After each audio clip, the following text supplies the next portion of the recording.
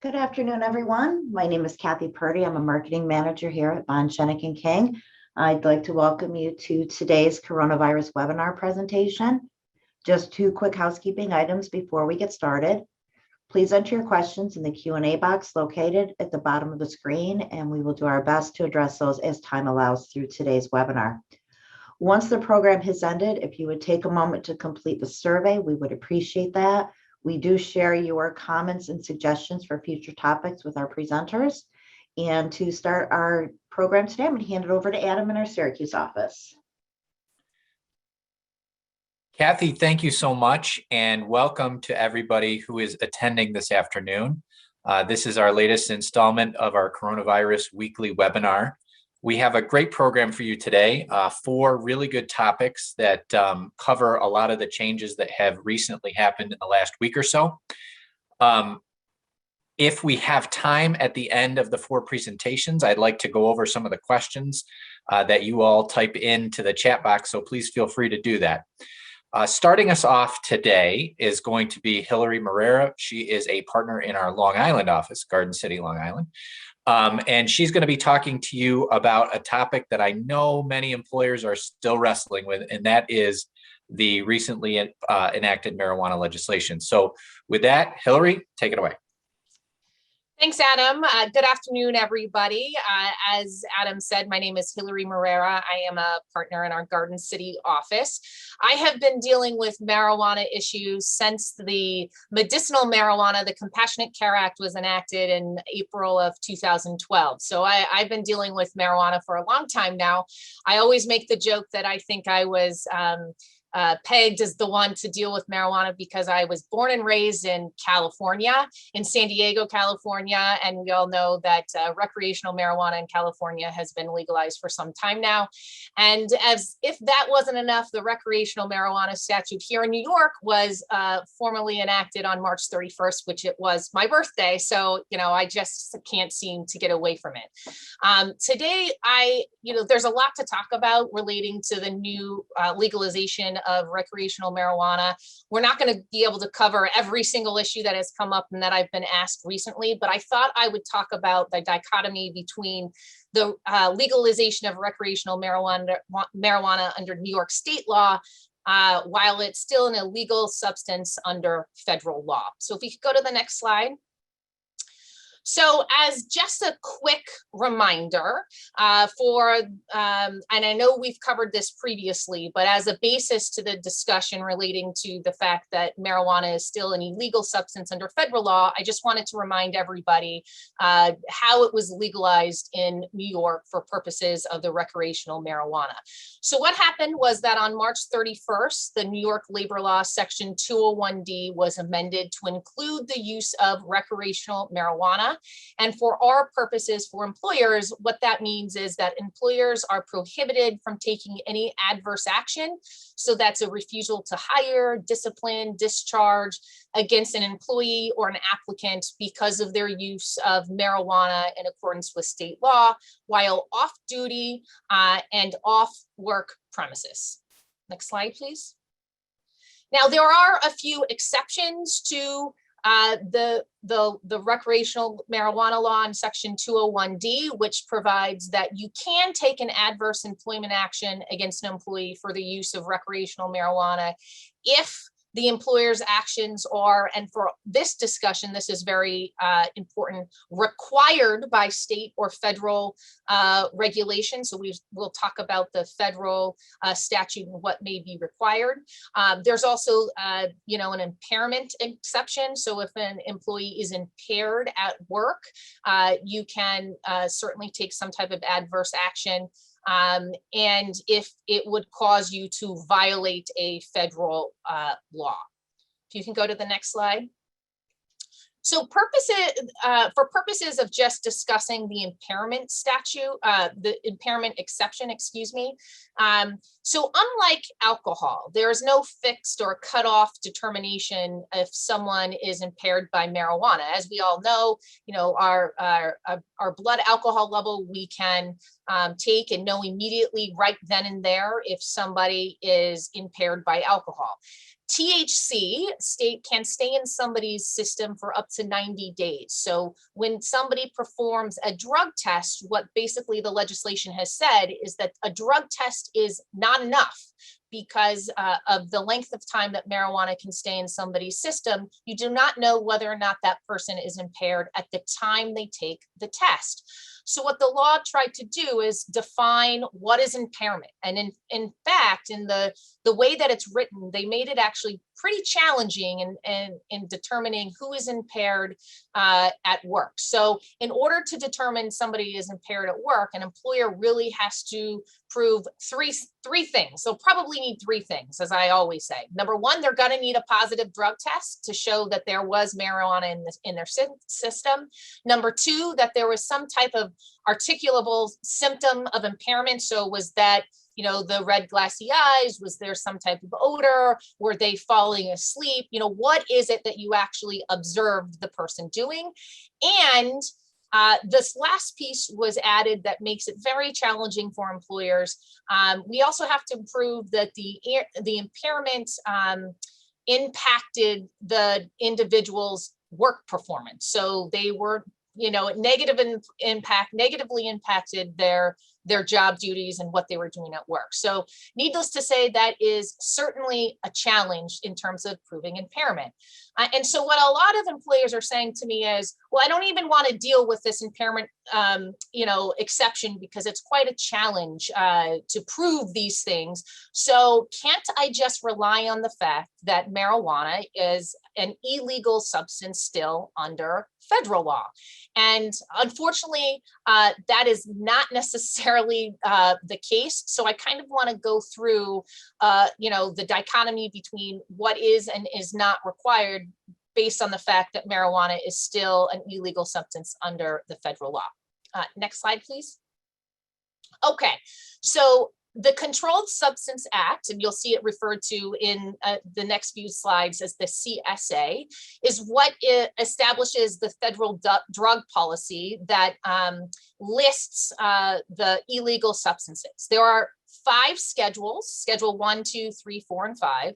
Schedule 1 is where marijuana is placed, and it is from 1 to 5. Schedule 1 is the worst of the drugs that you can use. So the drugs that are placed under Schedule 1 are deemed to be high potential for abuse, that there is no acceptable medical use. They are not safe to use even under medical supervision. And some other examples of a Schedule 1 drugs are heroin and LSD. So you certainly can tell that this contradiction between where marijuana is placed under the CSA as compared to the number of states who have legalized marijuana not only recreationally, but medicinally. As it is currently classified under federal law, there is no acceptable medical use, and it has a high potential for abuse. So that dichotomy there is certainly conflicting. And so each administration has kind of determined whether or not they're going to enforce the CSA as it relates to marijuana. Next slide, please. So the federal government over the years has flip-flopped on the enforcement. If you can continue down the slide. You can do the whole thing, actually.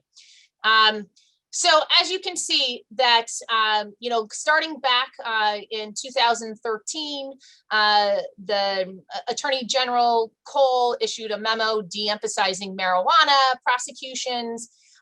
In 2018, Attorney General Sessions issued a memo calling for the return to law with respect to marijuana prosecutions. And then Attorney General Barr said he disagrees, although he disagrees with the state efforts to legalize marijuana. Nobody was going to be going after any marijuana companies that relied on the Obama era policies that basically de-emphasized marijuana prosecutions. In April of 2019, President Trump also said that he would take a hands-off approach and leave it up to the states to determine whether or not recreational marijuana was legal. And most recently, in March of 21, Attorney General Garland stated prior to his confirmation, but he was asked, after he had been nominated, that he does not believe that the Department of Justice should be going after people abiding by state recreational marijuana policies. So as it is now, the administrations, as of late, have seemed to say we are not going to be, even though marijuana is still classified as a Schedule I drug under federal law, nobody seems to be going after people for, complying with their state laws if the state has deemed them to be legal for recreational or medicinal purposes. Next slide, please. So I often get this question though. Well, aren't I subject, don't I have to have a zero tolerance drug-free workplace in accordance with the Drug-Free Workplace Act because I receive federal monies? And that's actually a misnomer and a misunderstanding of what the Drug-Free Workplace Act requires. So I want to go through exactly what is required by the Drug-Free Workplace Act so that you will see that it does not actually mean that you have to take any type of adverse action if they do in fact test positive for marijuana, even though marijuana is still considered an illegal substance. So as we know, the Drug-Free Workplace Act is applicable to federal contractors and grantees. They're required to maintain a drug-free workplace as a precondition to receiving any type of contract or grant from the federal government. Next slide, please.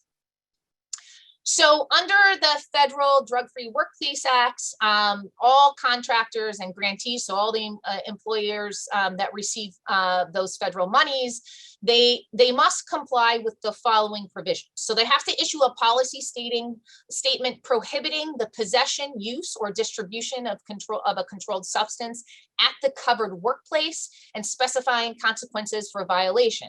So even though marijuana is legal recreationally, as you saw for 201D, that does not prohibit an employer from prohibiting the possession or use at the workplace. So, it's only legal recreationally outside of the workplace and outside of work hours. So you can still certainly comply with the Drug-Free Workplace Act and prohibit the possession, use, or distribution at the workplace and specify specific consequences for those violations if found. You have to establish a drug-free awareness program. So that's usually, creating a policy, maybe some type of training, distributing the policy to the employees. You have to report any criminal drug violations. So criminal drug violations, so if somebody is selling drugs at the workplace or anything that occurs at the workplace, you're certainly going to have to report that. But now that marijuana is a legal substance outside of the workplace and off work hours, it is not a drug violation for somebody to be ingesting marijuana in those circumstances. So it would not be a drug violation. You have to impose a penalty or require participation in a rehab program for employees convicted of a drug violation. Again, it's very important to understand what this means.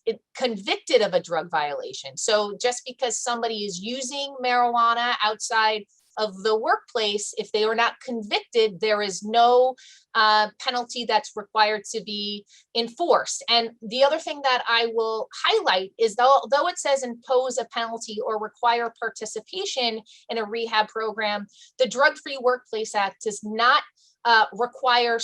does not designate what penalty must be imposed. So a lot of times I have employers come to me and say, well, the drug-free workplace requires zero tolerance. So if somebody tests positive for marijuana, then I must terminate them. Well, that's not true, as you can see from what is required in order to continue to receive the federal monies that you're entitled to. You're only required to impose a penalty or participate in a rehab program if they're convicted of a drug violation. Simply testing positive is not the same thing as a conviction. And then also you have to make a good faith effort to maintain a drug-free workplace. Again, that goes to creating a policy. And if you know people are possessing or using any type of illegal substances at work, then you have to take steps in order to eradicate that from the workplace. Next slide, please. So what it does not cover, it does not require drug testing of applicants or employees. Some people think that because they have to comply with the Drug-Free Workplace Act that you must drug test applicants or employees. That is not the case. It does not prohibit the employment of individuals who use a controlled substance outside of the workplace. And I'm not just talking about marijuana. If somebody uses, let's say, cocaine outside of the workplace, which we're not even talking about, or heroin or LSD, which is a schedule, also Schedule 1 drugs under the federal law. Remember, the only time that we're required to impose any type of discipline or send somebody to some rehab program is if they were convicted of some type of drug violation, or if they're using on our premises. If that is not happening and somebody just tests positive for one of these substances, the Drug-Free Workplace Act does not require you to take any type of adverse action. Now, certainly if it is an illegal substance such as heroin, LSD, or cocaine, we are in a different conversation because those are also illegal drugs on the state level. But now that marijuana is a legal drug recreationally, you really can't take, any adverse employment action, and because it's not required under the federal law. And the other thing it does not require is termination or any specific type of employment action to be taken against an employee for testing positive for marijuana, assuming that the person is not using, the marijuana at work or during the workday, because they don't get the protection of labor law section 201D if they do that. Next slide, please. So in terms of the impact, you have to make a good faith effort to maintain a drug-free environment. So, if you know about it, you got to try to take efforts. And remember, it's a drug-free environment at the workplace. That's what the Drug-Free Workplace Act requires. You don't have to maintain a drug-free environment at an employee's home. That's not your responsibility. Drug testing may be a part of your efforts to maintain a drug-free environment, but like I said, it is not required. It's not required by the Drug-Free Workplace Act. And if somebody does test positive due to the lawful use of, let's talk about medicinal marijuana, we may have to consider any possible accommodations that we may have to provide the employee, even if they were impaired. And then for the recreational use of marijuana, although you may still prohibit possession and use at the work site, unless you can prove that the individual was impaired, as we talked about the definition before, or was possessing or using marijuana at work, you're likely unable to be able to take any adverse employment action against the employee for a positive marijuana test based on the fact that marijuana is an illegal substance under federal law and that you have to comply with the Drug-Free Workplace Act. Next slide, please. Now, there is a little bit of a difference, though, if you have an employee who is in a safety-sensitive position subject to the Department of Transportation rules and regulations. So if somebody, for instance, the easiest example that I always use is somebody who has a CDL and is subject to the DOT rules and regulations. Now, the DOT rules and regulations are federal rules and regulations, and obviously marijuana, as we just talked about, is still considered an illegal substance, a Schedule 1 illegal substance under federal law. And under those DOT rules and regulations, there are certain drug testing requirements. So unlike the Drug-Free Workplace Act, where there really is no drug testing requirements that you have to comply with, under the DOT transportation rules and regulations, there are. So there are pre-hire testing requirements, reasonable suspicion, random testing, And you are required to comply with the DOT rules and regulations. All positive tests must be reviewed by the MRO. You have to provide drug and alcohol awareness training for all employees, and substance abuse detection, documentation, and intervention training for all supervisors is a must. Next slide, please.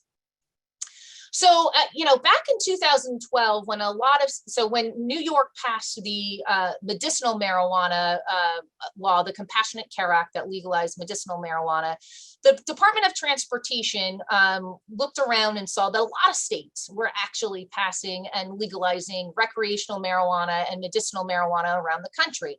And they came out and took a very strong stance. And this is an excerpt of their public statement that they made, that they basically said, we want to make it perfectly clear that the state initiatives will have no bearing on the Department of Transportation's regulated drug testing program. And you go on there and it talks about various, the medical marijuana and the recreational. And basically, the Department of Transportation said, we don't care what the states are doing. You still have to comply with our rules and regulation. Next slide. And I'll just finish up on this very quickly because I know I'm going over time. So employees that are subject to the Department of Transportation rules and regulations must be able to test negative to marijuana in order to be able to operate, drive the vehicle or operate the heavy machinery that is governed by the DOT regulations. Otherwise, an employer won't be able to comply because the DOT regulation still classifies marijuana as a illegal substance. And if you cannot test negative for a marijuana, even if you can't prove that they're impaired, they are not permitted to perform whatever function of the job that is required to be governed by the DOT regulations. And with that, I'll send it back to Adam. There was one more slide, but you can, I was going a little over time. I could talk about this forever, so I'll send it back to Adam. Well, Hillary, thank you so much. That is incredibly comprehensive. And actually, I was following along with the chat and the questions that were coming in, and you actually would answer the questions as they would come in unintentionally. You can't see them or you weren't looking at them, but you covered almost all of the questions that we got. So thank you very much for that thorough presentation. All right, so next we're going to move on to the CDC's updated guidance. This came out last week, I believe, and implemented some significant changes in what the CDC is recommending. So to cover that and its impact on you as New York employers is Katie Schaefer. Katie's spoken on this webinar before. She's a partner in our Syracuse office who handles labor and employment issues and issues related to guidance, just like what the CDC issued. So Katie, thanks so much. Thanks so much, Adam. So like Adam mentioned, I'm going to talk about the CDC guidance that was just recently issued in the past week. Before we dive into the specifics, so I want to kind of set out the stage for you to keep in mind. So the CDC issues guidance at a federal level. So kind of keeping in our theme here of distinguishing between federal and state laws here, we got to keep our eyes on both. The states can and often do have their own guidance and rules, which can be different. And we've seen that quite frequently throughout the pandemic with what New York State may do. So in New York, we have additional executive orders. We have detailed guidance for businesses that are still in effect. We also have some upcoming legislation that others will discuss later in this webinar that are going to come into play here as well. And often we're seeing New York adopt the CDC guidance, but not always. So not everything is being adopted, and it's not always adopted immediately. So just because the CDC releases guidance, we still have to pay attention to what's happening on the state level. So with that background, on April 27th, the CDC released updated guidance, and this is their guidance that sets out their guiding principles for fully vaccinated people. And just as a reminder, people are considered fully vaccinated for COVID-19 if 2 or more weeks have passed after they have received their second dose in a 2-dose series. So that's either the Pfizer or Moderna vaccine, or 2 or more weeks have passed after they have received a single dose vaccine, which would be the Johnson & Johnson, as those are the only vaccines currently authorized for emergency use in the US by the FDA. So according to the updated CDC guidance, the following recommendations now apply in a non-healthcare setting to those who are fully vaccinated. So with respect to mask wearing, the CDC has come out now and said you can visit with other fully vaccinated people indoors without wearing masks or physical distancing. You can visit with unvaccinated people, including children, indoors from a single household who are at low risk for severe COVID-19 disease without wearing masks or physical distancing. And again, the CDC has also said that you can participate in outdoor activities and recreation without a mask if you're fully vaccinated, except in certain crowded settings and venues. So for now, the CDC still recommends fully vaccinated people should continue to wear a mask indoors if you're in a public setting. If you're visiting with unvaccinated people who are at increased risk for severe COVID-19, or who have an unvaccinated household member who's at increased risk for severe COVID-19, or if you're visiting with unvaccinated people from multiple households. The CDC still says you should avoid large size in-person gatherings, and kind of vaguely, but I think importantly here, you need to follow the guidance issued by individual employers. So after this came out, just hours later, New York announced it would follow the CDC recommendations on mask use. And shortly thereafter, Executive Order 202-105 was issued. So as background, there is an existing executive order in place that it's been extended, 202-17, which, if you recall, required any individual over the age of 2 and who is medically able to tolerate it to cover their nose and mouth with a mask or face covering when in a public place. The newest executive order, 105, extends that to May 27th, 2021, except as modified. And the prior directive is modified to state only insofar as to no longer require individuals who have completed COVID-19 vaccination series to cover their noses or mouths while outdoors, except in crowded settings. So really vague, but also a fairly minimal piece of the CDC guidance that's been adopted by New York. So the extent of the change in New York appears to be, if you're fully vaccinated, you do not need to wear a mask outdoors except in crowded settings. So of course, many questions remain as to where we stand on that, what those means, what's meant by a crowded setting. I think the intent probably was to mean things like sports venues, concerts, but it's not at all clear what the scope of that is. Does it mean other large gatherings? Will there be some kind of numerical limit on that? Who determines what's a crowded setting and what isn't? It's a pretty subjective kind of standard, and we don't have any further kind of clarification on that. There's also no mention of changing the mask policy when you're indoors. So we talked before about how the CDC has updated its guidance with respect to mask wearing indoors, allowing visiting with other vaccinated people indoors or unvaccinated from a single household if they're at low risk. It doesn't appear if either of those have been adopted by New York yet. And the big question for employers then is, okay, well, what impact, if any, does this have for you? So as I mentioned at the beginning, and as you recall, New York had released detailed guidelines that they were called, reopening plans you had to comply with, released by the state, which varied slightly depending on your type of workplace. So if you were a manufacturing site versus if you were an office setting, there were slightly different guidelines that you had to follow and certify that you were following for your workplace. But a pretty constant component of them was that they all included some sort of mandate on wearing face coverings when 6 feet of distance could not be maintained. So it appears that you still have to follow those detailed guidelines in your own workplace plan regarding mask wearing now. So you should still follow your plans that you've put in place to stop the spread of COVID pursuant to those guidelines. And that should have a piece regarding face covering as a requirement of it. Additionally, because New York hasn't adopted the CDC guideline regarding indoor mask wearing, and most but not all workplaces are indoors, we can't ditch the mask just yet in the workplace. So, it's been really difficult to get clear guidance from the state, especially as of late. And this has become a very kind of convoluted, unclear area. So please, I would just suggest before you throw out those workplace plans you've put in place as precautions, before you make those changes, don't do that just yet based on the updated CDC guidance, and do consult your bond attorney. And I think one more complicating factor here is that there's upcoming legislation in New York that we expect to be passed really any moment now, are officially signed in a moment that we're going to talk about next. And I think face coverings are going to be a component of that as well. So it's kind of a natural segue into our next segment. Katie, thank you very much. That's very helpful. You know, we keep getting these updated guidance documents. It seems like they're coming at a much more feverish pace.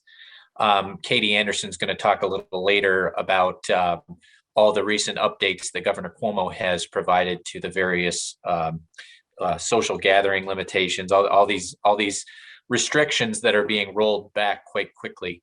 But that's very helpful, Katie. Thanks so much. You know, we got one question about these plans that I think I can deal with pretty easily, and that is, the question was, do we still need to take temperatures at work? You never had to take temperatures at work. The guidelines for reopening require, at the minimum, a screening questionnaire that's provided to employees that asks the three big questions: have you been exposed? Have you tested positive? Are you symptomatic? But there's never been an actual requirement that you take temperatures. You can, but that's never been a requirement. So at certain workplaces. So with that, I'm going to turn it over to Stephanie Fedorka, and Stephanie is an attorney in our Syracuse office. She's spoken on these topics many times before, and she's going to talk about that statute that Katie just referenced, the HERO Act, which I know many of you are concerned about. I will say before Stephanie starts that she published an information memo late last week on the HERO Act, which summarizes its provisions and how it's going to impact you as employers. So I would encourage you to check that out. It's on our labor blog, but Stephanie, please take it away. Thanks, Adam, and thanks for having me on. Thank you all for joining us. I'm going to try to be brief, but there's, I think, a lot to cover with what's jam-packed into the HERO Act. So here's a very brief snapshot of where we're at. So the New York HERO Act is the New York Health and Essential Rights Act. And it essentially does two things. It establishes enforceable safety standards for workplaces to prevent the spread of COVID-19, as well as future airborne infectious diseases. And secondly, it allows establishment of workplace safety committees. So we'll break it down into the two amendments that this act proposes to implement to the labor law shortly. It was passed by the New York State Legislature on April 20th, and it was delivered to Governor Cuomo on April 23rd. This is important because it gives us a time frame of where we're at. The governor has 10 days, excluding Sundays, to either sign or veto the bill. If he fails to sign it, the bill becomes law anyway, as is. So our magic date, when you do the calculation, is Wednesday, May 5th. My apologies. So tomorrow is our magic day. We have, if he either vetoes it, it doesn't go into effect. If he does nothing, then we are stuck with the HERO Act as written. Next slide, please. So like I mentioned, it amends the New York labor law in two places. It adds section 218B, which we'll talk about, which is that first prong of prevention of occupational exposure to an airborne infectious disease.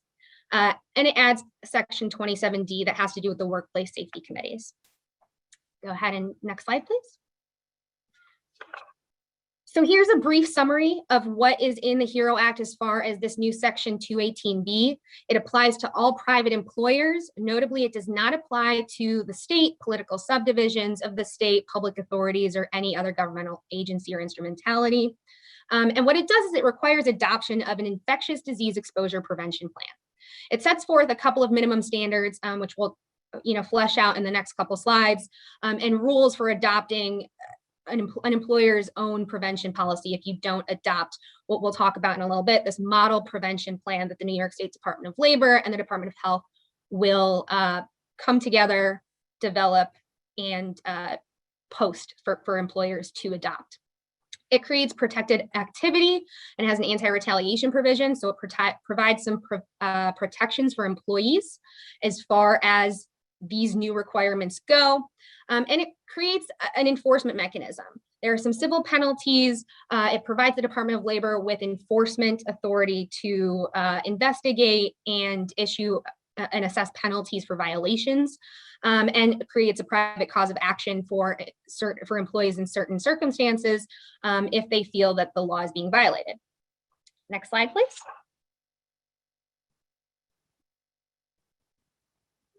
So as I stated, it creates this obligation and kind of makes the New York Department of Labor and the Department of Health come together to create this model prevention plan to establish the minimum standards for preventing exposure in the workplace.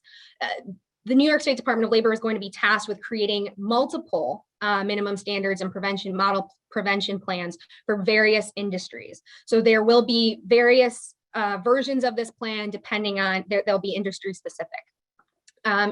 They're supposed to take into consideration various types of risks present at work sites. For example, a model prevention plan for something like a law firm may look very different than something for manufacturing plants.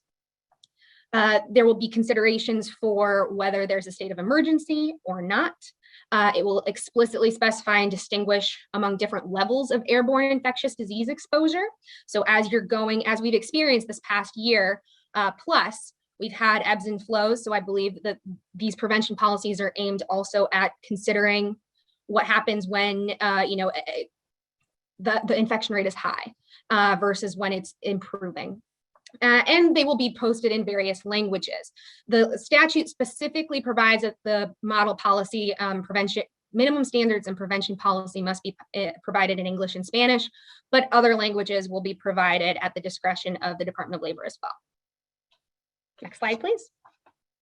So employers have two options ultimately under the HERO Act. They can either adopt one of the model prevention policies that applies to their industry, or they can develop their own. So the model prevention policy is going to cover all of these subjects that are specifically enumerated in the HERO Act. I'm not going to go over every single one of them, but as you can tell, it's a lot of what we've discussed and what we've experienced this past year as far as prevention guidance goes: employee health screenings, face coverings, PPE, hand hygiene, social distancing, regular cleaning and disinfecting. So it's intended at kind of codifying or formalizing the guidance that we have seen from the CDC, states, and otherwise as to what, reopening and providing a safe workplace during a pandemic like we are right now, into this model prevention policy for the future. Go ahead and next slide, please. Like I mentioned before, it's going to also include an anti-retaliation provision. I think this is interesting because it specifically includes a couple of protected activities. For example, employees are protected from retaliation for exercising their rights under this law or an implemented prevention plan. They're protected from retaliation for reporting violations of law or violations of the applicable prevention plan. So if an employer is either not abiding by whatever the guidance may be or what is in the applicable prevention plan or the adopted prevention plan, employees who report that are protected from retaliation.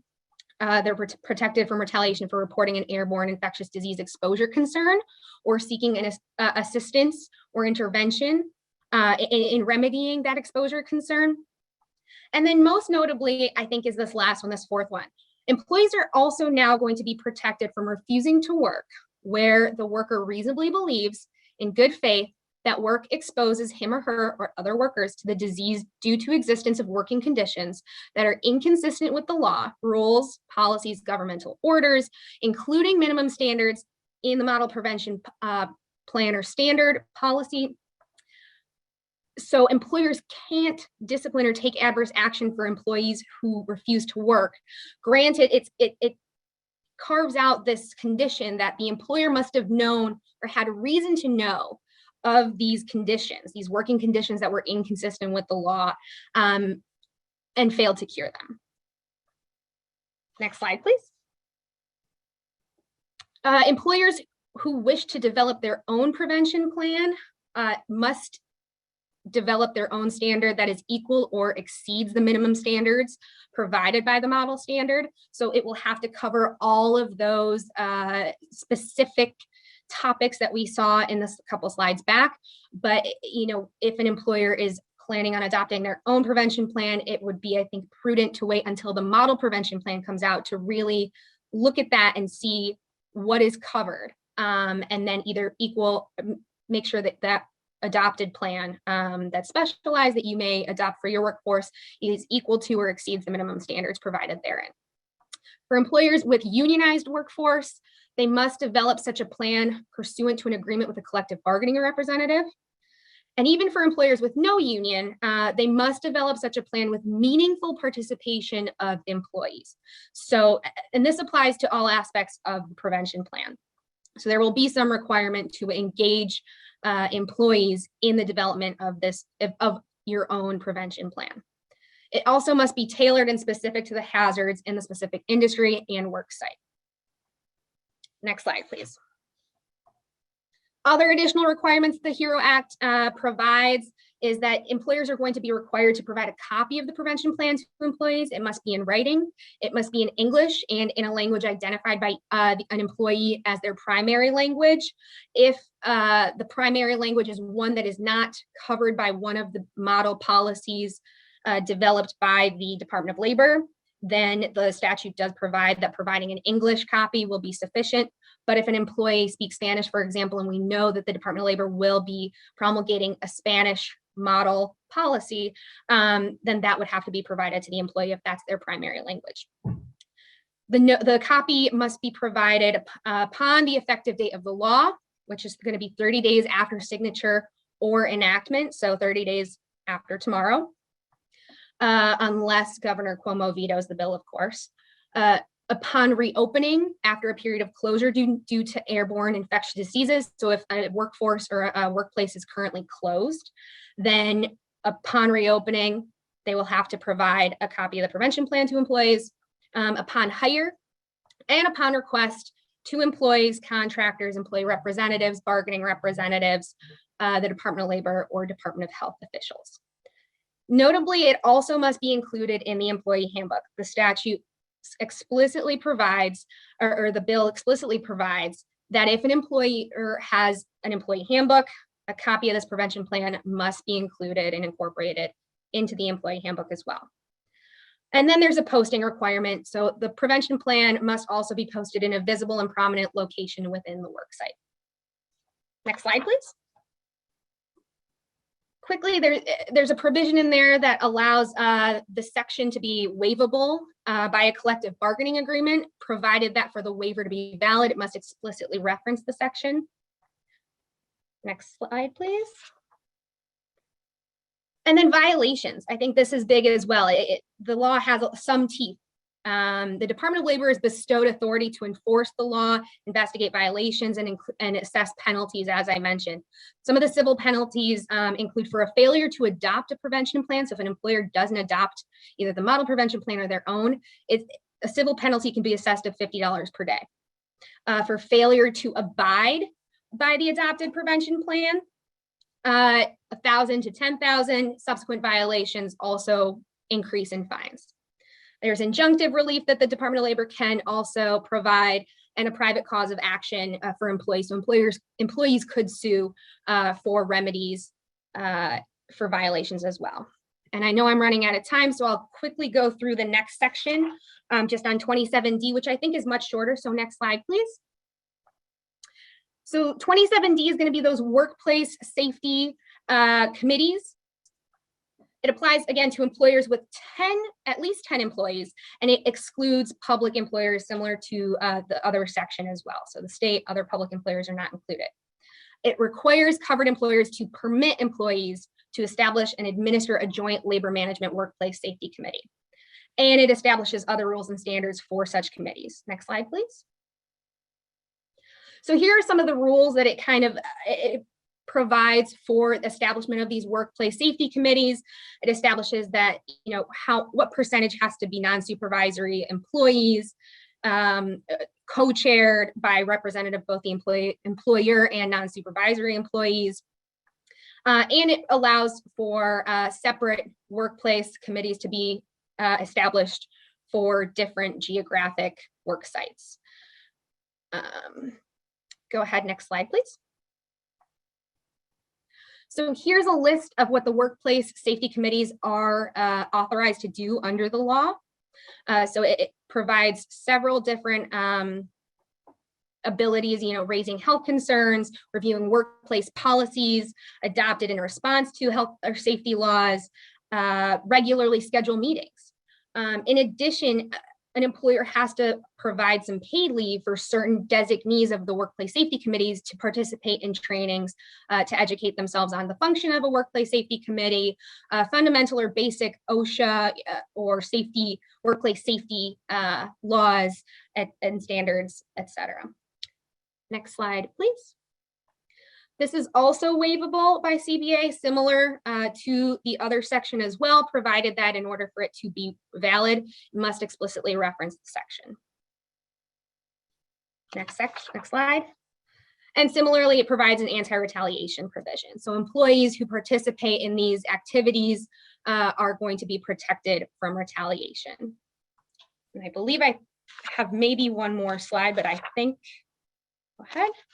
So I think just to conclude, employers should be thinking about their current policies and procedures, budgeting for expenses that might come up with obligations with respect to PPE, cleaning, as per new standards, adopting or developing or administering the new prevention plan. Think about, is our workplace really, really unique in which maybe we want to develop our own prevention plan, or are we fine with the model prevention plan, when it comes out, and then revising handbooks to make sure that we're compliant with those and the notice requirements. So I know that was a lot, but I'm sure there will be more to come. Stephanie, thank you so much. So this week we have a PowerPoint slides with a lot of information, and we've had a lot of people ask for copies of the PowerPoint. They will be provided in an email and available on our website as well. So with that, we're going to turn to our last but not least topic of the day, and it's Katie Anderson, who actually has a lot to talk about today as well. So Katie, I don't want to go for it. All right. Yeah, I always used to hit cleanup anyways for softball. So going forth is no new thing for me. First thing we'll run through fast. Great news. We keep seeing cases go down, keep seeing vaccination levels increasing in New York. Why does that matter? Because we have a lot of significant reopening updates.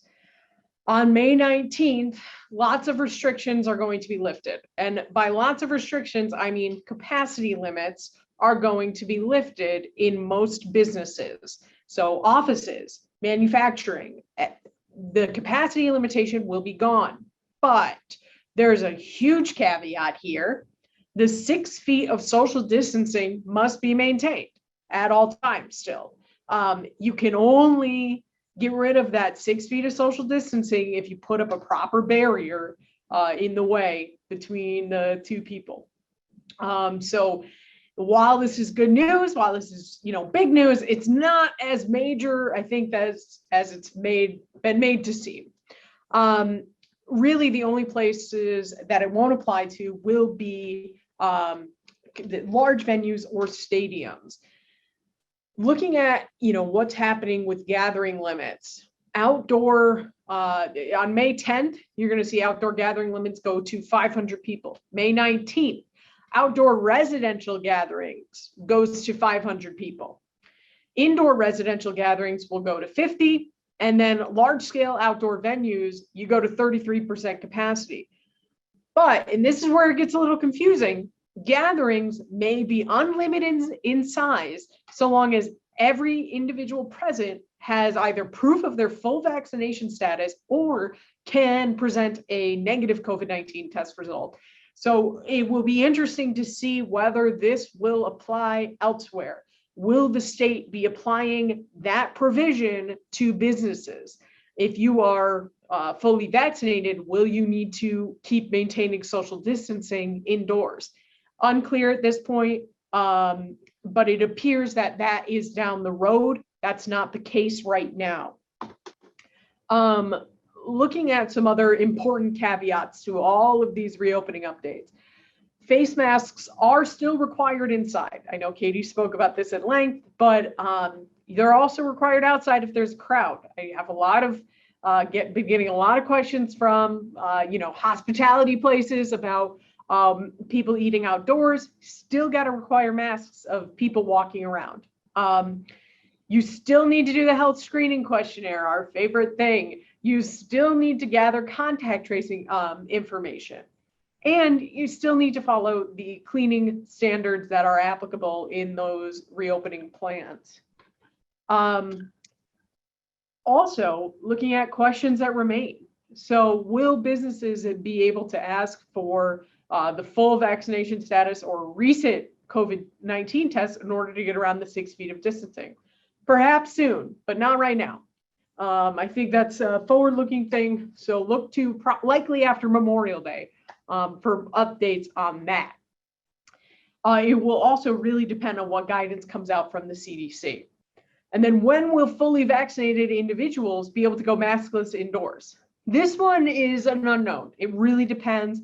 One, how much lower can we get cases, case spreading to be in the United States?